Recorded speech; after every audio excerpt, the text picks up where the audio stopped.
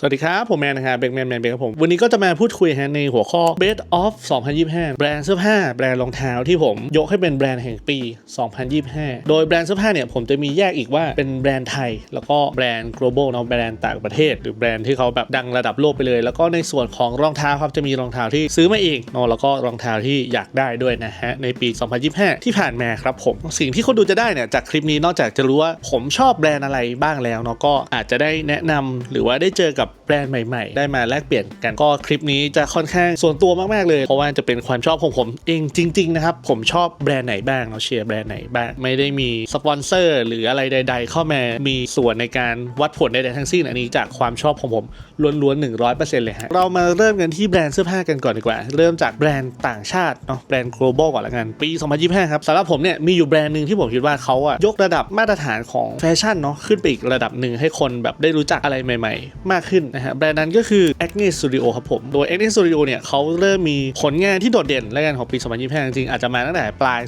2024 แล้วนั่นก็คือตัวกางเกงที่เป็นปริ้นลายเนาะที่หลายๆคนน่าจะเห็นกันมาแล้วมีช่วงหนึ่งแบบโอ้ฮิตมากๆคนหาซื้อเยอะมากๆแล้วก็รีเซลราคาแบบพุ่งไปค่อนข้างเยอะนอกจากที่ราคาเขาก็เป็นแบรนด์ที่ค่อนข้างไฮเอ็นอยู่ประมาณนึงอยู่แล้วยิ่งมีกระแสอีกโอ้โหมีคนดังๆครับหยิบมาใส่กันเยอะมากเนาะทั้งนักแสดงดาราของไทยแล้วก็ของต่างประเทศนะฮะทำให้เกิดกระแสไฮขึ้นแล้วก็มีช่วงของขาดเยอะมากๆซึ่ง Acne Studio เนี่ยทำให้คนได้รู้จักกางเกงที่ทำโดยเทคนิคการปริ้นลวดลายต่างๆลงไปบนกางเกงได้แบบชัดเจนมากๆเลยผมในอีกมุมหนึ่งก็คือเป็นคนที่ทำแบรนด์เสื้อผ้าเนี่ยก็ได้เห็นเทคนิคใหม่ๆก็ว่ามันก็สามารถทำออกมาให้น่าสนใจได้ใส่ในชีวิตประจำวันก็ได้เหมือนเป็นต้นแบบทำให้อีกหลายๆแบรนด์เลยทำกางเกงแนวนั้นออกมาทั้งแบรนด์ไทยแล้วก็แบรนด์ต่างประเทศที่แบบมีออกมาเยอะๆรวมไปถึงของก๊อปปี้โหที่ตอนนี้แบบเรียกได้ว่ามีเยอะมากๆเลยพอหมดกระแสครับจากตัวกางเกงเนี่ยตัวเสื้อตอนนี้ผมก็ยังมีความนิยมอยู่เนาะตัวเสื้อที่สกรีน Acne Studio เลยฮะปี 2025 ครับเป็นปีของ Acne เขาจริงๆเลยจริงๆแบรนด์เขาเริ่มแบบมีชื่อเสียงมาตั้งแต่เนี่ยช่วง 2023-2024 เนี่ยเริ่มมีกระแสคนใส่เยอะมากขึ้นแบรนด์ตอนนี้ก็ถือว่าจาก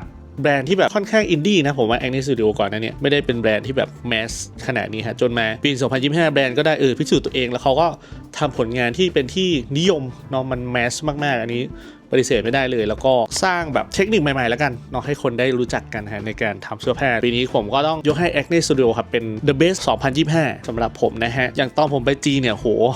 แบรนด์จีนหรือว่าตรงที่เขาแบบผลิตเสื้อผ้าอะไรเงี้ยมีแอคเน่ที่แบบก๊อปแอคเน่เยอะมากๆแปลว่ามันแมสมากๆเดี๋ยวนี้ไปเดินแบบพวกตามตลาดนัดก็เห็นมีแบบของก๊อปเยอะการที่มีของก๊อปเนี่ยมันก็เป็นอีกสิ่งหนึ่งที่พูฟนะครับว่าแบรนด์นั้นเนี่ยมันได้รับความนิยมมากๆจริงๆแล้วก็มีอิทธิพลทำให้คนอยากได้กันมากๆแต่ว่าส่วนตัวผมก็ไม่ได้สนับสนุนของก๊อปนะครับผมแอนตี้เลยแหละเนาะเราก็อย่าไปสนับสนุนอยากได้ก็เก็บตังค์ไปซื้อกันนะฮะหรือว่าถ้ามันไม่ไหวจริงเนี่ยเราก็เป็นแค่แบบคนเสพดูคนอื่นใส่อะไรเงี้ยผมว่ามันก็แฮปปี้แล้วเนาะมาที่แบรนด์ไทยกันบ้างดีกว่าเนาะแบรนด์ไทยก็มีแบรนด์ใหม่ๆเกิดขึ้นเยอะมากเนาะแบรนด์เก่าๆก็ยังคงแบบรักษามาตรฐานรักษาคุณภาพได้เป็นอย่างดีนะฮะถือว่าเป็นปีที่ผมเห็นมีแบรนด์ใหม่ๆเยอะแต่ว่าจะมีอยู่แบรนด์นึงที่ผมคิดว่าเขา stand out เขาแบบว่าโดดเด่นขึ้นมามากๆจากแบรนด์อื่นๆเลยซึ่งเขาทำแบรนด์แบบว่าไม่ค่อยสนเทรนด์อะไรเท่าไหร่ทำในแบบสิ่งที่เขาเป็นสิ่งที่เขาชอบจริงๆผมจะชอบแบรนด์อะไรแบบนี้มาก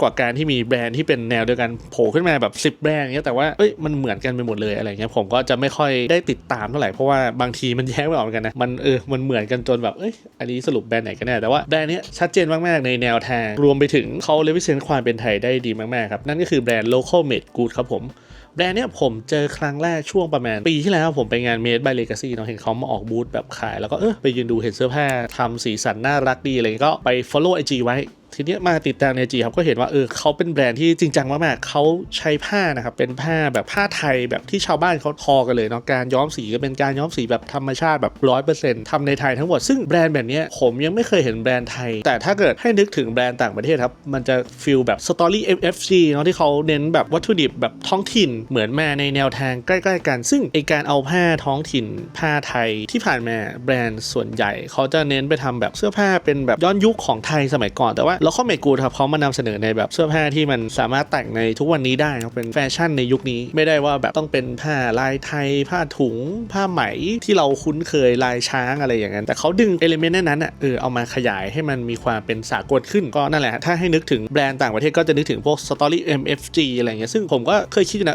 ทำไมไม่มีแบรนด์ไทยที่เขาแบบทำแบบเวนั้นบ้างเนาะจนมาเจอโลโก้เมดกูดครับแล้วเขาทำได้ค่อนข้างดีผมว่าเขาทำถึงมากแล้วก็ตัวตนเขาชัดเจนมากๆเลยเป็นแบรนด์ที่ผมคิดว่าสแตนด์เอาท์มากๆครับในปี 2025 ที่ผ่านมาแล้วผมก็คิดว่าผมยกให้เขาเป็น best of the year ครับสำหรับแบรนด์ไทยสไตล์ประมาณนี้คนที่ซื้อก็อาจจะต้องแบบชอบจริงๆเพราะว่าราคามันก็ค่อนข้างสูงด้วยกระบวนการผลิตที่ผมคิดว่ามันน่าจะยากกว่าเสื้อผ้าแบบทั่วๆไปเนาะชาวบ้านเนี่ยเขาทำกันจริงทอกันจริงๆย้อมผ้าด้วยสีธรรมชาติกันจริงๆไม่ได้เป็นแบบสำเร็จรูปมันต้องผ่านกระบวนการแล้วก็ความละเอียดเนาะในการทำอยู่พอสมควรยังไม่มีโอกาสได้ซื้อมาลองเหมือนกันแต่ว่าผมดูแล้วผมชอบในแนวทางของแบรนด์ชอบที่กล้าออกมาทำแนวแบบนี้นะฮะเป็นแนวของตัวเองดีแล้วก็ได้ represent เนาะความเป็นไทยน่าสนับสนุนครับใครที่ชอบหรืออยากไปติดตามก็ไป for IG เขาได้นะฮะ local made good ครับสำหรับเสื้อผ้าแบรนด์เสื้อผ้าก็จะประมาณนี้แล้วกันเดี๋ยวจะเข้ามาสู่ในส่วนของแบรนด์รองเท้ากันบ้างคิดว่าหลายๆคนน่าจะรอกันอยู่เนาะผมมีแบบหินๆไปในคลิปที่แล้วว่ามี2คู่ที่ผมกำลังเอาคู่ไหนเป็นที่1ดีแต่ทีเนี้ยแบรนด์รองเท้าผมจะมีแยกเป็น2หมวดแรกก็คือหมวดของแบรนด์จะพูดถึงแบรนด์โดยรวมนะฮะว่าในปี 2025 เนี่ยแบรนด์ไหนที่ผมคิดว่ามันทำออกมาได้ดีเนาะแล้วผมก็ชอบจนยกให้เป็นแบรนด์ที่ยอดเยี่ยมของปี 2025 ไปเลยแล้วก็อีกหมวดนึงก็คือเป็นคู่ของรองเท้าไปเลยเนาะว่ารองเท้าคู่ไหนบ้างที่ผมแบบยกให้เป็น best of the year บ้างนะฮะก็จะเป็นรองเท้าที่ผมมีเองทั้งหมดแล้วก็จะมีแถมเหมือนเดิมแล้วกันที่แบบว่ารองเท้าที่ผมไม่ได้มีแต่ก็อยากลองที่เขาเอามาในปี 2025 ครับแต่ว่ายังไม่มีโอกาสได้ลองนะเผื่อใครแบบมีได้ลองแล้วมาคอมเมนต์พูดคุยกันได้หรือว่าใครอยากจะไปลองด้วยกันก็ได้เช่นกันฮะมาเริ่มกันที่แบรนด์ที่ผมสนใจก่อนแล้วกันที่ผมยังไม่มีนะแล้วผมก็อยากลองเอามาใส่เป็นรุ่นรองเท้าเลยเนาะจะมี3อันดับที่3ก่อนแล้วกันอันดับที่3สำหรับผมก็เป็น Nordra 001ที่ผมเห็นคนแบบออกกำลังกายคนวิ่งเนี่ยเขาเอามาใส่กันเยอะเหมือนมันเป็นรองเท้าเทรลเนาะใส่วิ่งเทรลก็ได้วิ่งพื้นก็ได้แต่ว่าเอามาแต่งตัวผมว่าก็ดูน่าจะโอเคอยู่นะแต่ว่าผมยังไม่ได้ลองแต่ดูแล้วเนี่ยมันมีรูปทรงแล้วก็สีที่ค่อนข้างสวยนะผมชอบไอตัวสีขาวแล้วก็ครีมหน่อยแล้วก็ตัวพื้นดำจริงๆอันดับ3กับอันดับ2เนี่ยมันค่อนข้างใกล้เคียงกันอันดับ2ที่ผมอยากลองเช่นกันก็คือตัว Satisfy The Rocker อันนี้ก็ถือว่าใกล้เคียงนะผมว่ารูปร่างหน้าตาแล้วก็ฟีลลิ่งแต่ว่ามันก็มีความต่างกันอยู่เนาะเป็น2แบรนด์ที่ผมคิดว่ามาแรงเหมือนกันในฝั่งของสปอร์ตโดยเฉพาะการที่กีฬาวิ่งหรือรันขับมาแรงมากๆเนี่ย2แบรนด์นี้มันก็เหมือนแบบพุ่งขึ้นมาพร้อมๆกันเลยแล้วก็ดูแล้วสำหรับผมในฝั่งของแฟชั่นผมไม่ได้สายวิ่งสายออกกำลังกายเท่าไหร่ดูในความแบบเราเอามันมาแต่งตัวมาแมทช์อะไรเงี้ยผมคิดว่าน่าจะเหมาะกับผมอยู่เหมือนกันเพราะว่าผมช่วงหลังเนี่ยจริงๆไม่ใช่ช่วงหลังเราก็เป็นมานานแล้วผมเป็นคนใช้ของไม่ค่อยดูแลเพราะฉะนั้นรองเท้าที่มันจะอยู่กับผมได้นานเนี่ยมันก็ต้องมีความแบบมันต้องสมบูรณ์สมบัติหน่อยคนมือทนเท้าลุยได้อะไรอย่างเงี้ยเนาะซึ่ง Satisfy แล้วก็ Nordra เนี่ยมันมีฟังก์ชันอยู่ค่อนข้างครบเพราะว่ามันเป็นรองเท้าที่เป็นรองเท้าเทรลด้วยที่มันจะมีความลุยได้ค่อนข้างเยอะวัสดุมันก็จะคงทนได้ดีฮะก็2แบรนด์เนี้ยก็ให้ Nordra เป็นอันดับ3ส่วน Satisfy เนี่ยเป็นอันดับ2เพราะว่าผมรู้สึกว่า Satisfy มันยังมีความสวยกว่าเนาะรูปร่างมันมีความเฉียวมีความชัดมากกว่าแล้วก็แบรนดิ้งเขาทำมาค่อนข้างดีเนาะรวมไปถึงพวกเสื้อผ้าออกกำลังกายด้วยที่ผมเห็นแล้วมันก็เปิดยุคใหม่แล้วกันเนาะสำหรับเสื้อผ้ากีฬาที่มันแบบดูมีความเป็นแบบแฟชั่นได้ด้วยอะไรเงี้ยฮะชื่นชอบทั้ง2แบรนด์ถ้ามีโอกาสเดี๋ยวไว้ไปลองฮะส่วนอันดับที่1รองเท้าที่ผมอยากได้ที่สุดของปี 2025 นั่นก็คือของ Paraboot ครับชื่อรุ่นเขาจะเป็น Cruzat CLUSAZ ไม่แน่ใจออกเสียงถูกหรือเปล่าโดย Paraboot ครับเป็นแบรนด์รองเท้าเนาะของประเทศฝรั่งเศสซึ่งไอตัวรุ่นนี้มันเป็นรองเท้าแบบเขาใช้แบบปีนเขาเดินเขามีคุณสมบัติแบบที่ผมบอกแหละเรื่องความแบบอึดถึกทนเนาะแล้วก็มันเป็นรองเท้าหนังด้วยแต่ว่ามันจะเป็นรองเท้าหนังที่แบบไม่ได้ข้อบูทยาวเนาะมันจะเป็นข้อสั้นแล้วก็ตัวเชือกเนี่ยมันจะเป็นเชือกลายๆหนาๆเลยโอ้โหผมโดนเส้นมากเนี่ยเล็งมานานมากๆแต่ว่าหาซื้อยังไม่ได้ต้องไม่รู้จะไปซื้อที่ไหนดีก็เลยไปโดนคู่นี้มาก่อนฟีลคล้ายๆกันเอามาลองใส่นี่ฮะอันนี้มันจะเป็นของ Nico Ant เนี่ยทรงมันจะประมาณนี้เลยตัว Paraboot ที่ผมบอกทรงแล้วก็ตัวเชือกแต่วัสดุมันดีกว่านี้อันนี้ Nico Ant เขาทำมาวัสดุแบบหนังเทียมอะไรอย่างเงี้ยครับอันนี้ผมเอามาลองเพื่อจะได้รู้ว่าเราจะแบบชอบมันจริงๆหรือเปล่าแต่พอมาลองใส่แล้วเนี่ย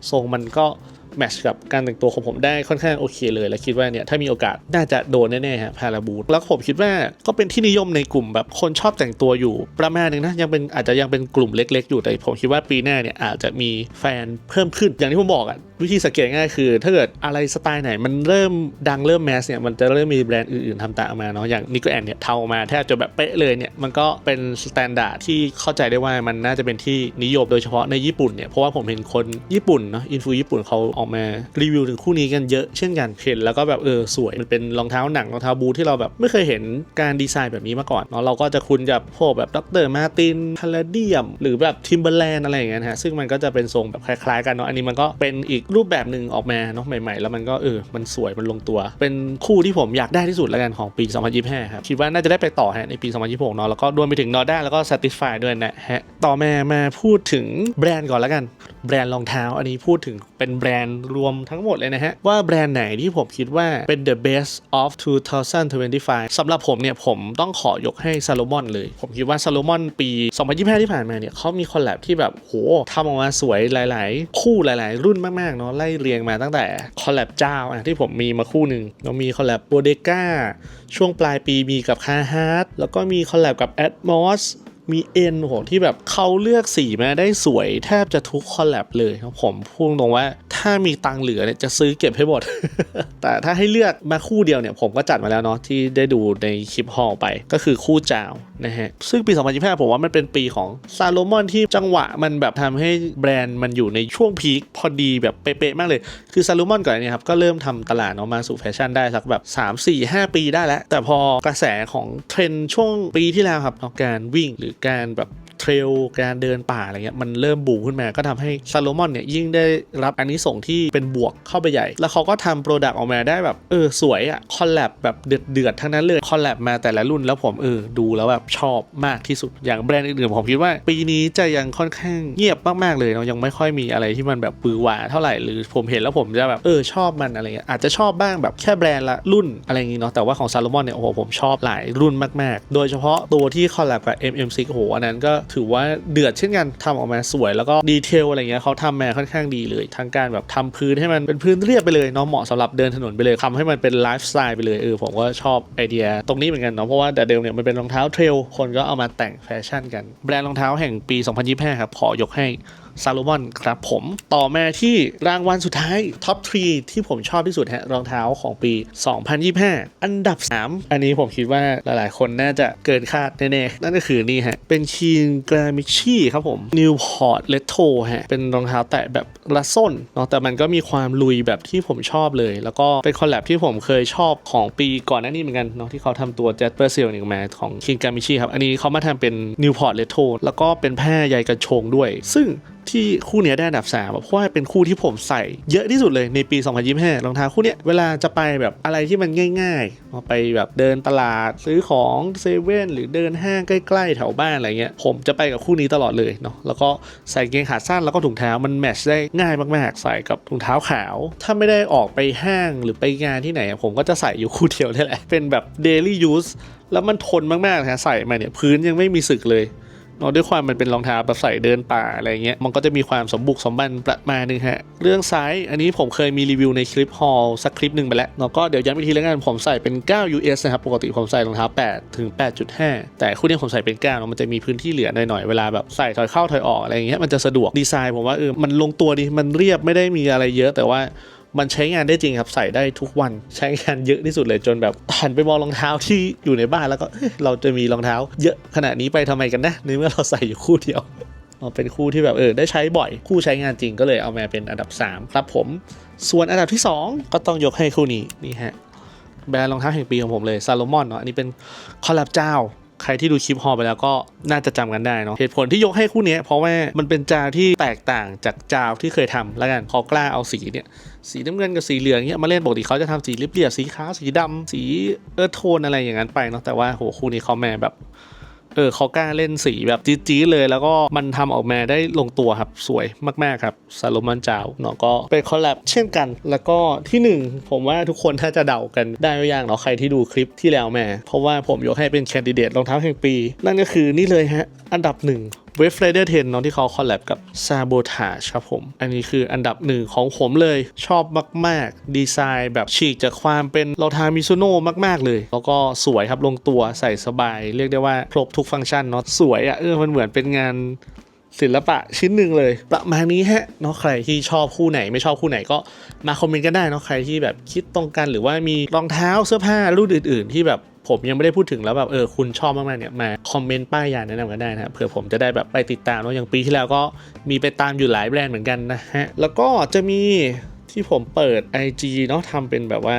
ตั้งถามเพื่อนๆว่าแบบมีแบรนด์รองเท้าแบรนด์เสื้อผ้าอะไรในดวงใจกันบ้างนะฮะของปีนี้มีคนบอกว่า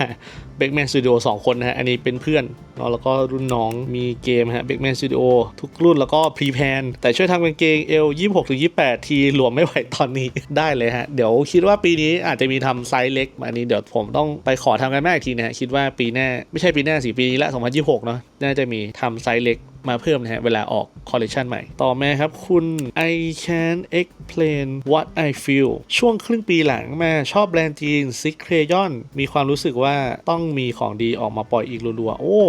แบรนด์นี้ผมว่าน่าจับตามองเช่นกันเนาะ Six Crayon เนี่ยผมก็ติดตามใน IG อยู่เหมือนกันนะฮะเขาทำเสื้อผ้าแบบสวยเลยเป็นแนวที่ผมแบบคิดว่าผมใส่ได้ด้วยเป็นแบบโอเวอร์ไซส์แล้วก็มีความแบบบอลลูนพองๆไปดูกันได้ผมว่าแบรนด์เขาทำออกมาสวยจริงฮะขอบคุณที่ส่งมาคอมเมนต์กันด้วยนะครับแล้วก็มีอีกท่านหนึ่งนารุจิไม่แน่ใจอ่านชื่อถูกมั้ยฮะส่งมาว่ารองเท้าชอบ Adidas Jellyfish Jellyfish ก็เป็นอีกรุ่นหนึ่งที่คนฮือฮาเหมือนกันนะผมว่าของ Adidas เพราะว่าเขาทำกับฟาเรลเขาใส่คนก็จะแบบนี่มันเจลลี่ฟิตนี่แน่อะไรเงี้ยซึ่งผมไม่ได้ตามเท่าไหร่แต่เห็นว่ามีขายแล้วนะผมเข้าใจคนที่เขาชอบแต่ว่าแค่ผมอาจจะไม่ได้ชอบรองเท้าทรงที่มันสูงๆหนาๆแบบนี้เท่าไหร่เนาะส่วนใหญ่ผมจะใส่เนี่ยเป็นแบบไม่แบนๆไปเลยก็จะทรงกลางๆแบบไม่เกี้ยงพวกเวฟไรเดอร์พวกซาโลมอนอะไรเงี้ยก็ถือว่าเป็นอีกรุ่นรองเท้าครับที่คิดว่าแฟนๆของ